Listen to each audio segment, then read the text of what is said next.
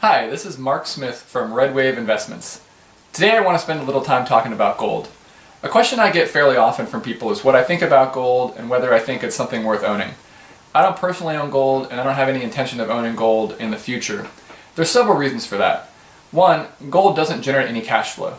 It's just a commodity, a piece of metal, and the only value it has is based upon what supply and demand dictates in the market. There's very little industrial demand for gold, and so the price is largely driven by fear and people's perception of fear and what fear is going to be in the future. So if you buy gold, your hope is that at some point in the future, people will be more afraid of whatever it is in the market that's making people nervous at the time, and that will drive the price of gold up. There are many newsletters out there that recommend owning gold, and they talk about the protection you can get from a collapsing US dollar or a collapsing of the US economy. And in my thinking, a lot of this just preys on people's fears. You know, people are nervous about what's going on in the world, they're nervous about a lot of the uncertainty that's out there, and this can seem like an attractive way to protect yourself. Something somebody told me a long time ago was, never bet on the end of the world, because even if you win, you lose. And I try to keep that in mind when I think about gold and whether or not there's a place for it in my portfolio.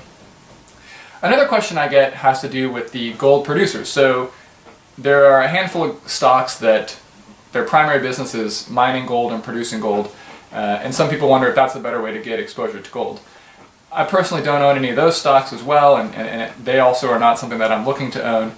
If you look at the big ones, and you know, there's Barrick Gold and Newmont Mining and Goldcorp, none of these companies hedge gold costs, so they are trying to give investors a direct exposure to the underlying price of gold. But if you look at their stocks over the last many years, you really don't see a high correlation between their performance and the underlying commodity, gold in this case. And generally over the last few years, it's been to the downside of that correlation.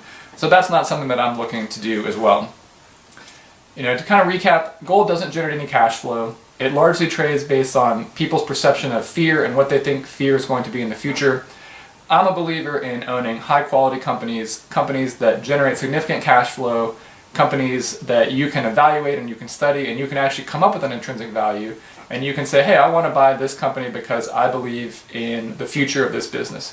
You can get currency diversification through high quality stocks. You can get geographic diversification.